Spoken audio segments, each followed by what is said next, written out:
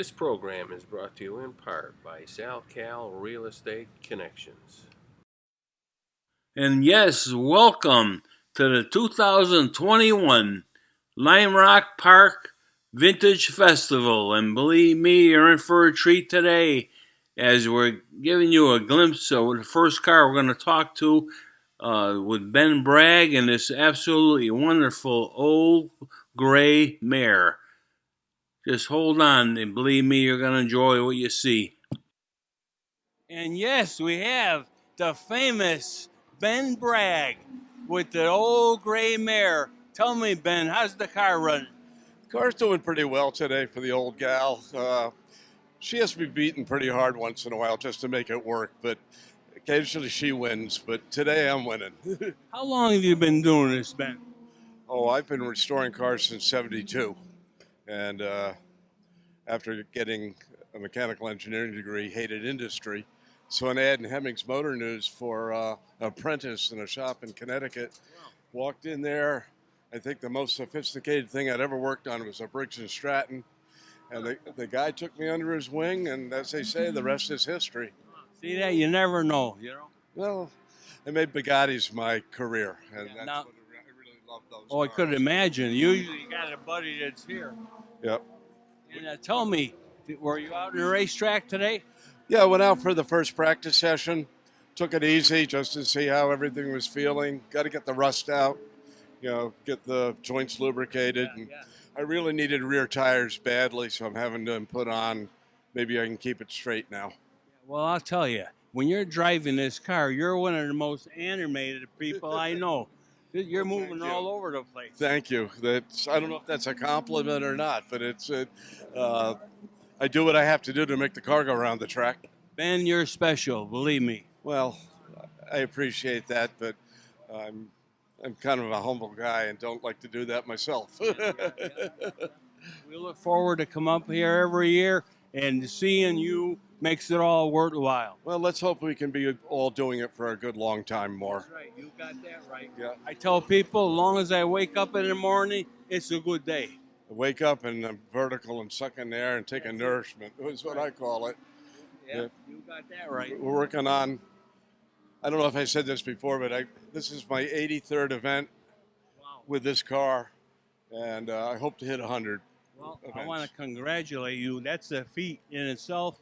And I watch you work on this car, too. You know it inside and out. I do. I know every nut and bolt on it, yes. Well, I know you're tied up. I don't want to get you going here, and I can't wait to see you out in that racetrack. Well, we'll see how, when the flag stops, all the stops. And another statement we make is to finish first, one must finish. That's right. And I know you'll do the job. Thanks a lot, buddy. We'll do what we can. Let me give you a card. Be safe.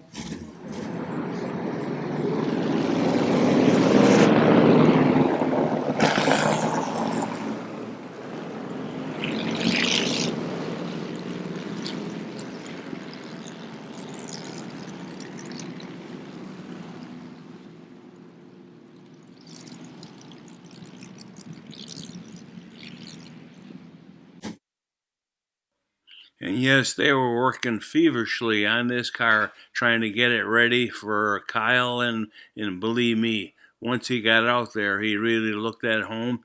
And the car is absolutely gorgeous. It's an old sprint car with a Plymouth motor. And wow, it's just a great car.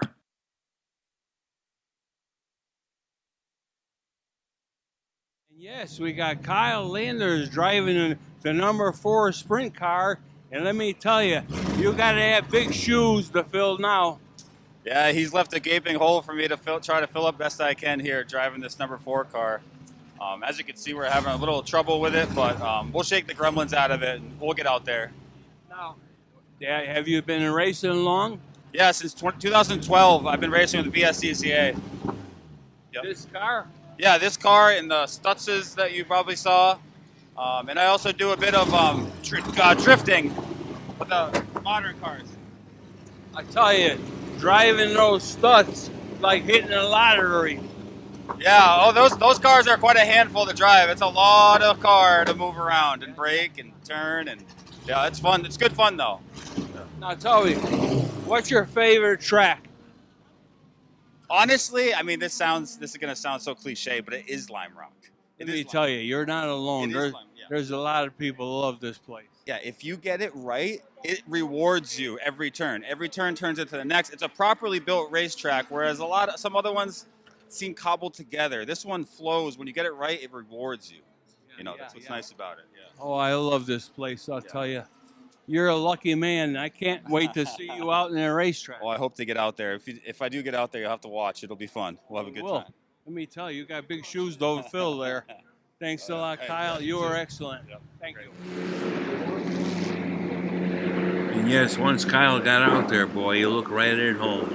As you can see, he knew how to handle this car, and we just love seeing him out there.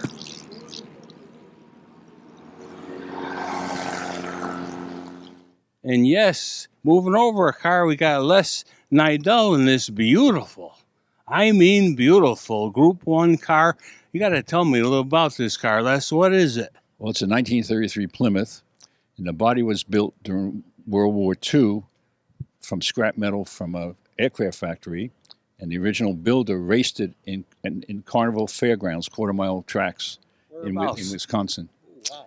47, 48, 49. So it's got a dirt track. It's a dirt track car. Yeah, they used to call them, yeah. I forgot, sprint cars? Yeah, well, it's a pure dirt track car. Yeah. It was never meant to turn two directions. Yeah. And now tell me, were you out today? Yes. How was it? I was slow but steady. Yeah. Where are you from, Les? Oklahoma. Oklahoma. Wow. Boy, it took you a while to get here. Yeah, 3 days, 1,500 miles. Oh, my God. I have to shake your hand. Well, thank you. I love this. I hope you come here every year. Well, it's been, I started here in 2015. Oh, is that right? Yeah. And I've been here in 2018 and again in this year.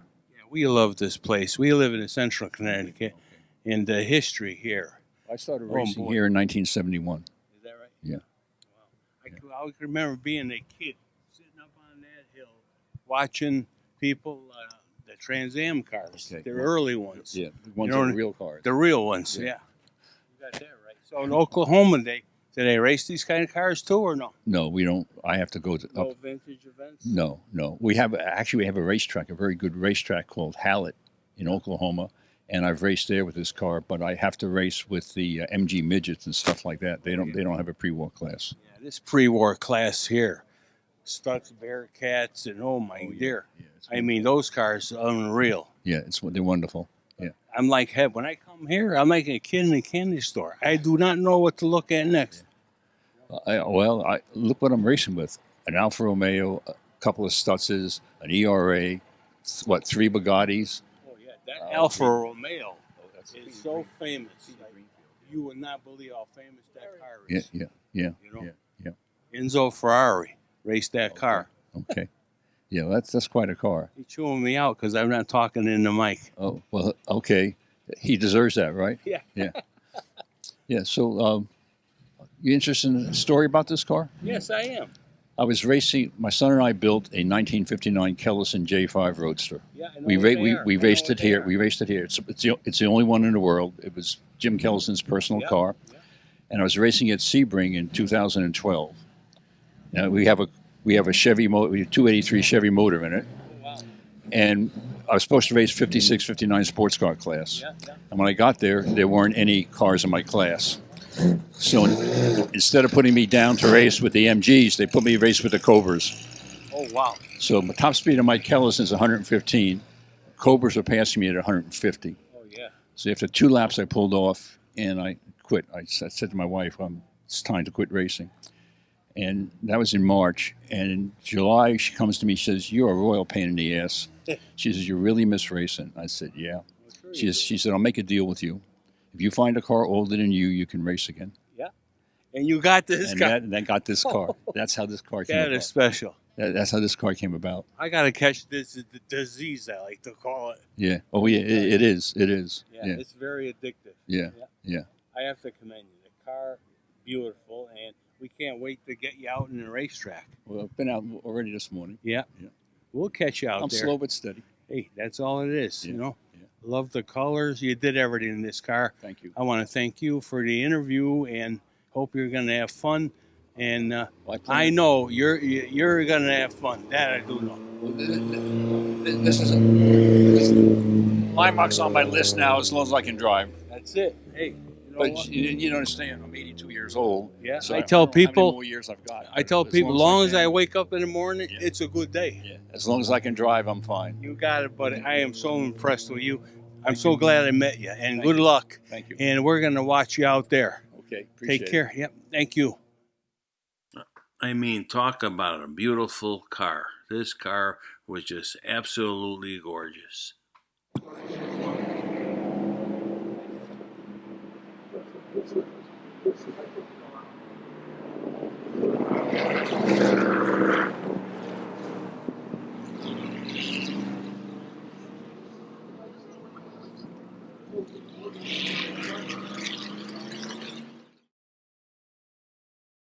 Of course, when you come to this event, you just never know what you're going to see.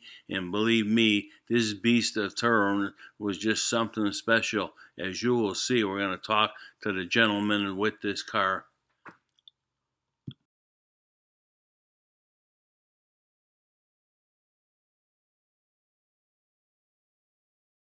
And yes, we have Kribis Reninger with this kind of interesting vehicle, the Beast of Turin Fiat S76. You're going to have to tell me all about this car, Kribis. Well, these things are raced all over the world. It's home built from scratch, except for a few things you buy, like the wheels and the engine.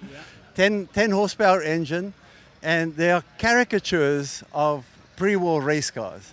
So this is the Beast of Turin. It was basically built for the speed record. Yeah. It never did it, but it went, I think, over 120 miles per hour. So they're like replicas of the original car. Exactly, smaller ones. They basically all have the same wheels and engine. And this one, we clocked it at 50 miles per hour. Wow. But it takes about a mile to get up to speed. It is so interesting just to look at. It's a fun thing, and it's a blast to drive. I think you guys need to take it for a ride. Oh, yeah. Absolutely. Now, tell me, do you have a group that you do race with this? We're only in New York, we're only 3 people, but there are 4 being built. So come the spring, we'll have about 7 of us racing them. Hey, you never know. Maybe we need to build one. Exactly. Somebody, we need more people to come build them. Now, where do you race in New York? Where do you race? Near Albany and Troy, New York. Oh, yeah, and I know, in Chatham, New York is the other. It's basically the guys have farms and we make tracks and we go crazy. So originally it was like in dirt racing? Was this raced on dirt?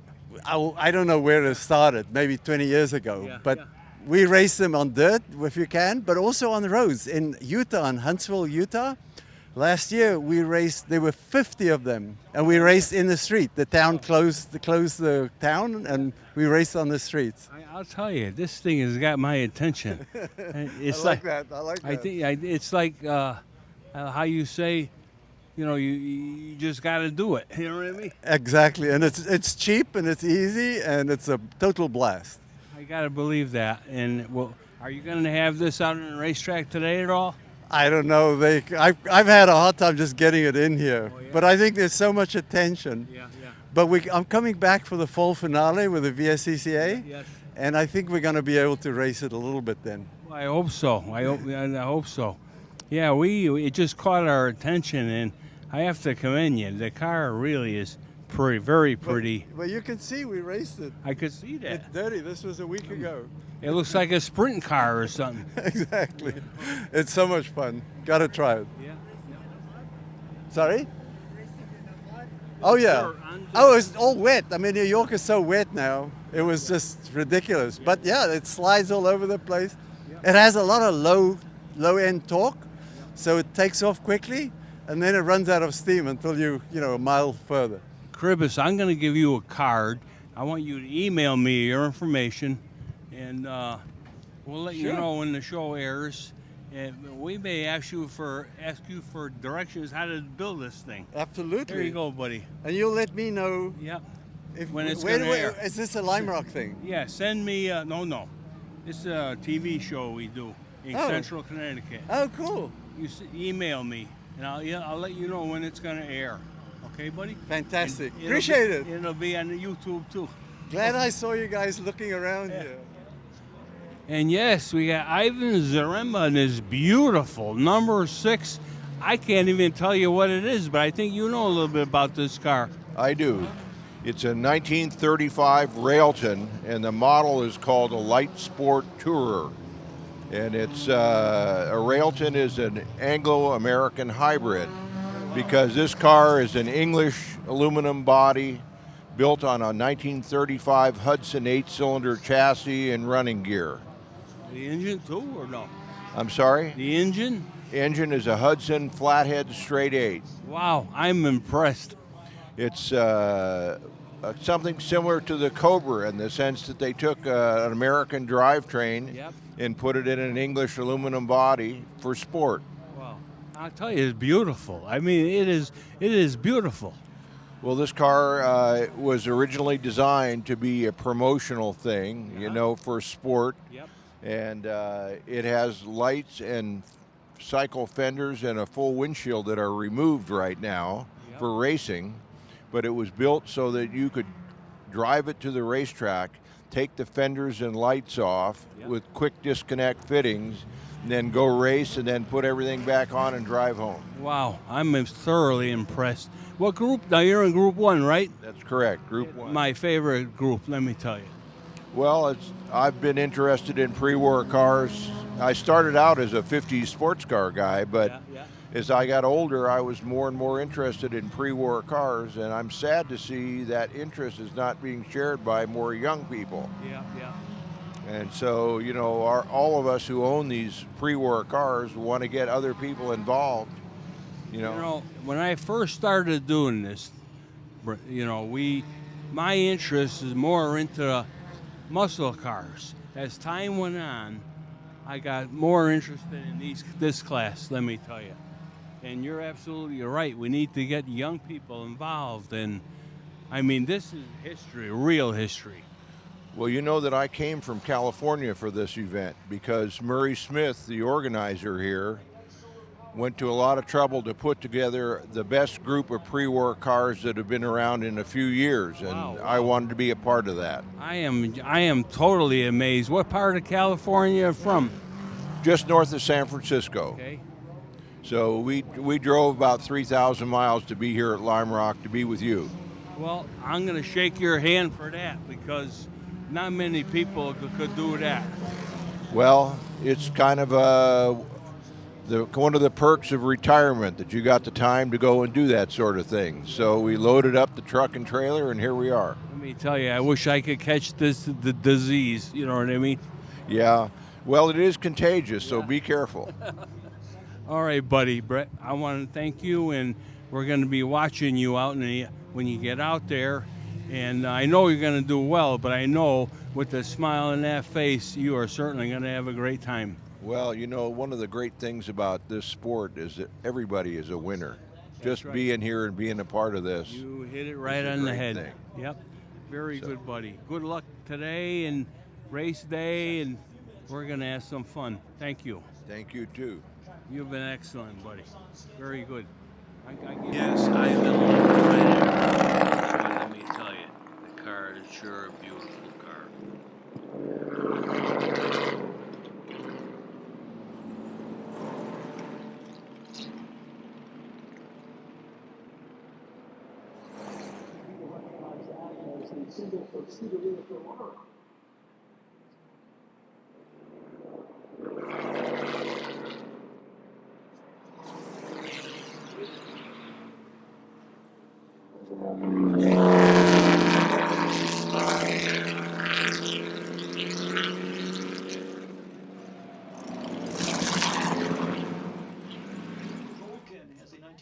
And yes, an old friend, George Holman. And you're back here with this Stutz again, huh, George? Back here with the Stutz again, and we've got another one too. There's a replica of the Brisson Stutz that ran at Le Mans.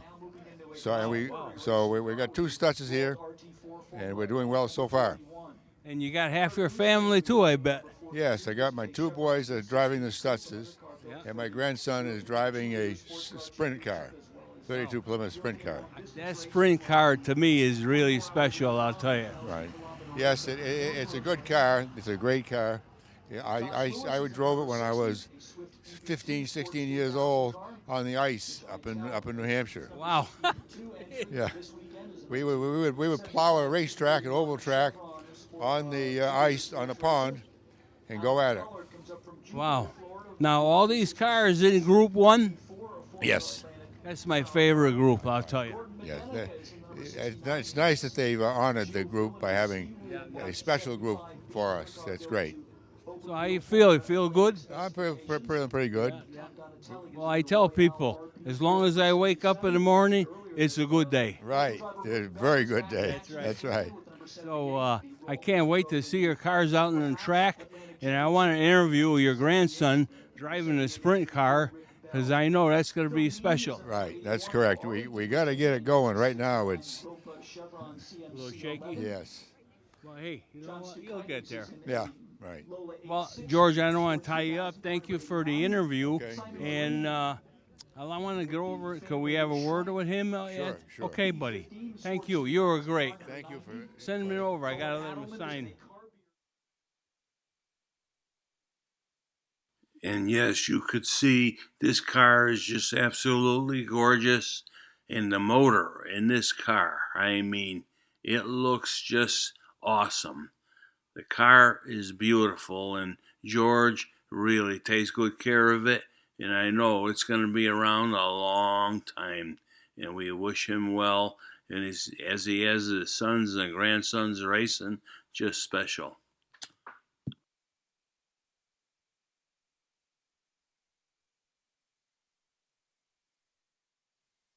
Well, you thought you seen it all. And we're looking at this Bugatti 1925 owned by Peter Charlotte from Stanfordville, New York. He literally drove this car to the racetrack 30 miles away. I am just at awe to think that somebody would drive a car like this on the road all the way to the racetrack and then race it and drive it back home.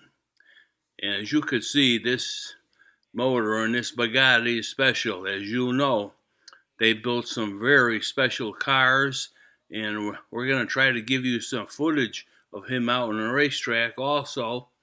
But I have to say, I have to give him a medal for driving this car from his home to the racetrack and back. I mean, really, where did you ever see that?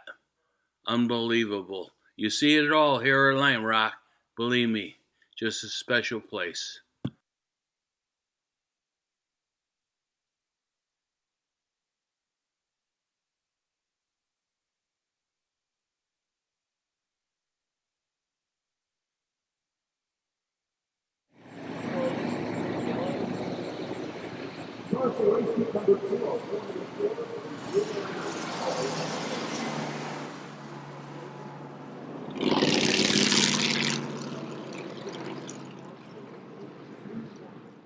Yes, as you're having fun, time flies. As we come to the conclusion of the show today, we have one last parting shot with my favorite car, the old gray mare. And please tune in again next week as we will try to have another follow-on show to this event. Thank you.